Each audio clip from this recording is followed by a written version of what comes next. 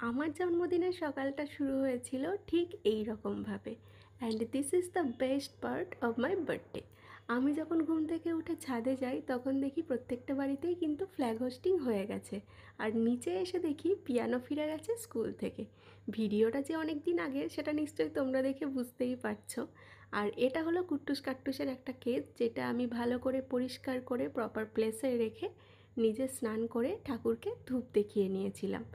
এরপরে যেটা main attraction সেটা হচ্ছে কেক কাটিং সেরিমনি। এটা এখন আমাদের জেনারেশনের কাছে সত্যিই একটা খুব অ্যাট্রাকশনের জিনিস। তারপরে আমি বসে গেছিলাম লাঞ্চে।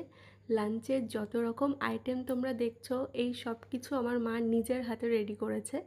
তারপরে আমি প্রত্যেকের কাছ থেকে পায়েস খেয়ে আশীর্বাদ নিয়ে কমপ্লিট করেছিলাম আমার লাঞ্চ। লাঞ্চ কমপ্লিট করে আমরা বেরিয়ে পড়লাম বর্ধমানের উদ্দেশ্যে। মা বাবাকে টাটা করে আমরা যখন বর্ধমানের উদ্দেশ্যে বেরোলাম, রাস্তায় কিছুটা যাওয়ার পর দেখছি প্রচণ্ড মেঘ করেছে, সাথে মুষলধারে বৃষ্টি। তো আমরা এই বৃষ্টিতে এনজয় করতে করতে পৌঁছে গেলাম বর্ধমানে। বর্ধমানে পৌঁছে আমাদের চেক ইন ছিল হোটেল নাকসাত্রতে।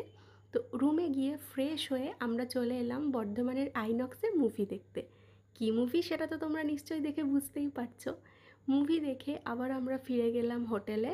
হোটেলের রুমে গিয়ে অর্ডার করে দিলাম আমাদের ডিনার। Thanks for watching.